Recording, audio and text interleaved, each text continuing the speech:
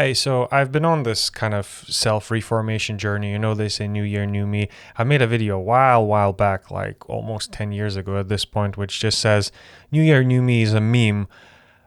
But this year I'm actually trying it. I'm trying to be more intentional. I'm trying to journal every day, all of that. And I missed my journaling for like 2 days in a row. I couldn't tell you what happened the first day. The second day, yesterday, I was playing Civ 6. I was playing Civ 6 almost until like 2 a.m. And it was a very weird experience. So Civ, if you don't know, it's this kind of strategy 4X, explore, expand, whatever the hell game. I've only played Civ 5, the Sid Meier's fifth iteration of Civilization, and I liked it. My wife got me into it. She's very much into the game. I played it. I loved it. And Civ 6 was on sale. So I purchased it. And yesterday was the first time I played it. Anyway, I start a new game. I go for random, random general default settings. Everything's default. And I thought, I'd probably end up something like France or the UK, or I'm not even sure what civilizations there are in Civ 6 in comparison to Civ 5, right? I end up as Gilgamesh of Sumeria. I don't know what that means. I'm like, well, that's cool. I've heard about these before. Like I've taken history back in school. Sure, let's go. Let's play. I have no idea what's going on. I can assume I need to expand first because I'm told to make a settler. And I'm like, all right, cool. Let me make a settler. And then when I make the settler, I'm supposed to like go and set off and like find the new land or whatever the hell I'm supposed to actually set the new city up in this new place. So I set off, I'm walking around and I meet Genghis Khan of Mongolia, and the homie's like, do you wanna come in for tea or whatnot? And I'm like, sure, I'll come in for tea, Mr. Genghis Khan. I'm easy, right? Yeah, we exchange the pleasantries. It's all fine. I keep going. I meet barbarians, and I'm like, all right, cool. I'm not supposed to be here. Let me turn back.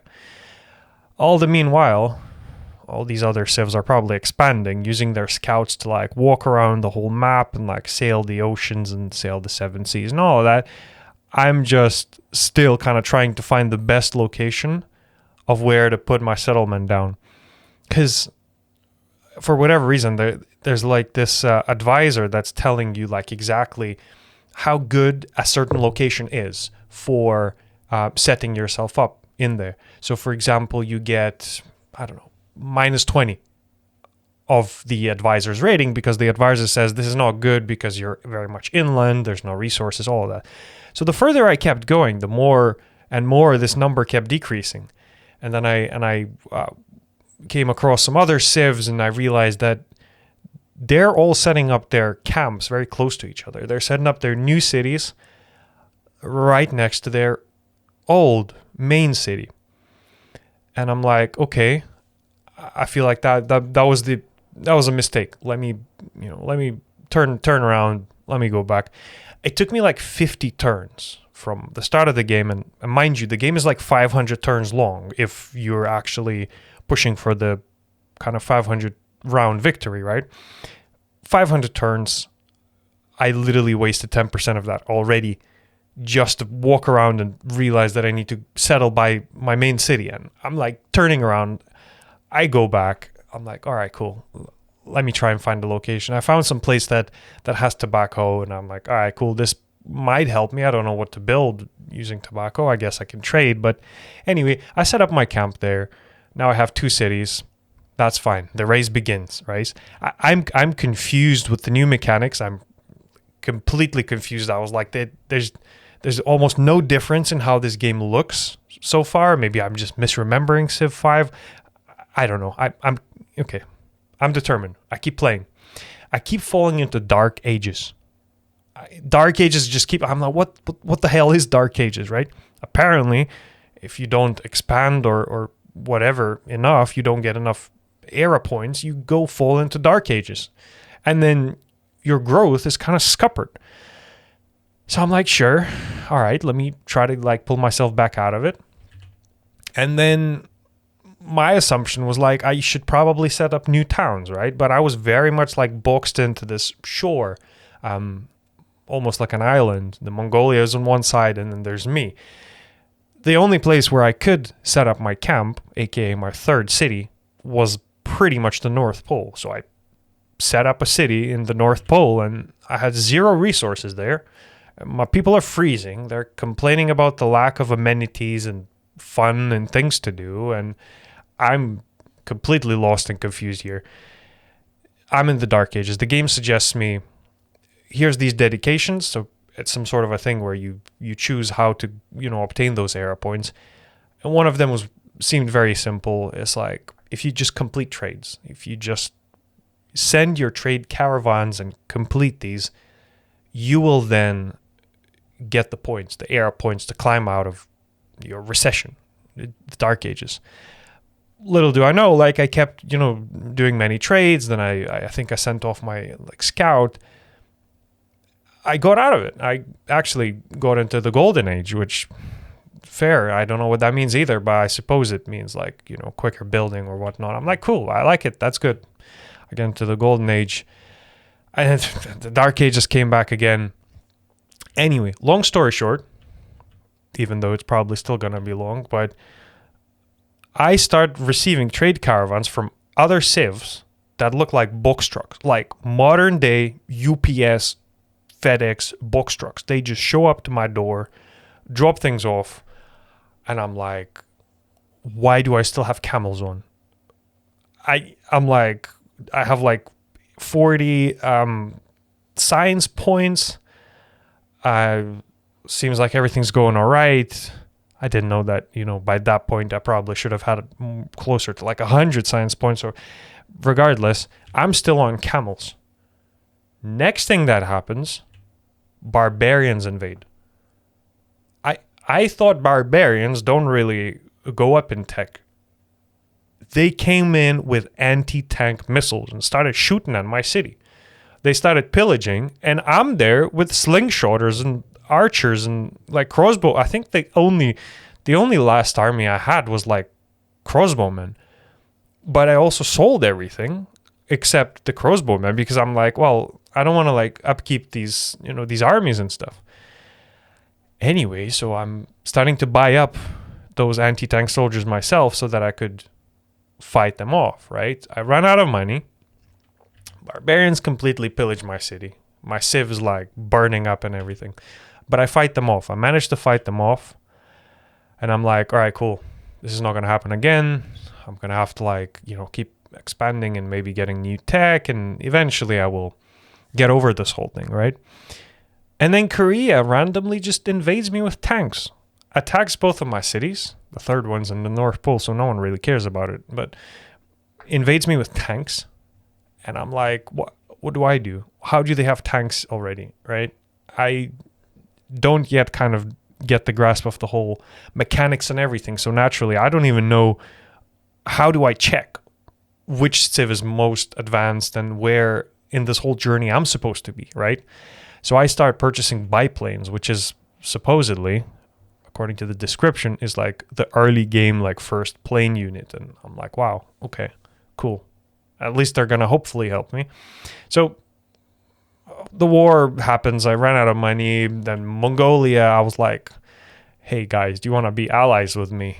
Because you're close to me and we've been cool and I've tried your tea and everything, right? Mongolia's like, sure, I'll be your allies. And then they start sending jets and I'm like, Mongolia has jets and I've just gotten these biplane things. Anyway, the war is over. Korea retreats. I think they actually retreat through Mongolia's territory, which I wonder if they have had any kind of open borders, because as soon as they attacked me, I was in an allyship with Mongolia. So it's they started fighting. Anyway, war's over. Eventually, Korea calls me up and says, "Hey, I'm gonna give you citrus if you wanna make peace." I'm like, I don't know what I'm gonna do with the citrus, but give me uranium. I'll pay you a bit, and then you can give me uranium, and then maybe I'll consider peace. Because at this point, I'm like, bro, I feel like I lost the game. I'm done. It doesn't matter. It doesn't. Cool. They're like, sure, I'll take a bit of money. I'll give you uranium and give you your peace. I'll take that. I like it. But guess what? I'm back in the Dark Ages because I don't know. And I don't even know how this uranium would have helped me anyway if I'm in the bloody Dark Ages. I'm still in the Renaissance and medieval era, and they're already in the Information Age, which is like they're building computers and rockets and drones. I'm just vibing, literally just vibing at that point. But yeah, another weird thing that happened, Japanese Buddhist monks show up. They hop off a ship and start walking towards my town, towards my like capital or whatever. Inland routes, in the meantime, you have the Protestant bishops showing up from the other side. So they start fighting each other. I'm like, why? I didn't even know that the religious personnel in the game could fight the other religious personnel or whatever. I thought you have to be like at war with the nation just to be. Anyway, they start fighting it off. I'm confused. What the hell is happening? There's Protestant bishops fighting the Japanese Buddhist monks. All the while, there's the Hindus showing up from the other side. They all start fighting, and then meanwhile, Franz calls me up, and they start mocking my Civ because I don't even understand. There's these random inclusions in the game, these intermissions where they just call up and be like, oh, while we're all seeking for the gods in the skies, you're still, clawing at dirt and stuff. I'm like, what do you mean, bro? And I was like, bro, but at the same time, I'm in the Dark Ages, so how the hell did they even call me up? Anyway, I was like, all right, cool. That's fine. So there's this other concept of like great works. The great works are like something that happens when a musician makes a music piece or like an artist creates something, right? So I've had this great work, which I'm not sure even, I have no idea where it come from. I think I like went to some sort of a like world wonder and then took it over and then got this something.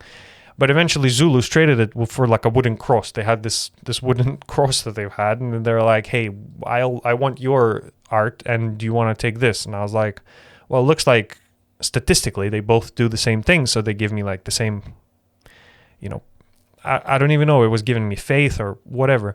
I was like, all right, cool, I'll trade it for you. So I've held on to this cross for a while.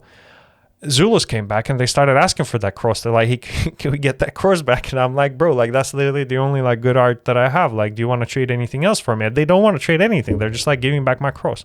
The other civs come and start asking for this cross as well. So I'm starting to think this cross is golden at this point. And then Japan gets a culture victory. Yeah, anticlimactic, but I kept playing until turn 500 and then I properly lost. And then I checked the score. So there's like the score, which I feel like is probably like a whole science plus faith plus like, everything. And I actually literally need to like Google it up what it is, because otherwise I won't be able to win this game. I had like a score of 400. I was like, that's probably fine, isn't it? Every other civ had like over 2,000. So then I was like, all right, cool. That's probably me for the night. I think it was already 2 a.m. And it's funny because I made a video about programming until 2 a.m. So this time I actually just gamed until 2 a.m. Yeah. So I did Google, and Gilgamesh is actually a militaristic general, and I should have known better. Because even in the very early game, you get the war carts, I think, and those are very OP units because you can build them instantly. And you should probably I should have come in and said, hey, Mr. Genghis Khan, thank you for letting me in here for your tea ceremony and whatnot, but like, whoop-how, here's a war cart, and I just take over his city or whatever with all the tea and everything. But I didn't know that. I was like, let me be diplomatic and all of that. So that's my story of playing Civ 6 for the first time. I'm wondering whether I should go play some today, knowing what I know now, but I'm sure that the RNG is going to give me some other general, which is completely different. Like I remember playing Civ 5 and they had like the Venice Merchant Civ where you don't really do, like you cannot even get settlers. And I was like, I was used to it. So I just have one big city and then I keep making so much gold that I could just go and buy other cities. Or just start like offering a deal to other cities. And then eventually, when I reached the atomic age, I just, took over all the other cities by force, I guess. It's not unlike the Venice Merchant, but well, what can I do? Anyway, I hope you enjoyed this little story time. I've enjoyed sharing this with you. It's been a doozy of a playthrough. Civ, what a game. And I love and hate my wife for getting me into it. So yeah, let me know what you think. Drop a little like, subscribe if you want to, and I'll catch you in the next one.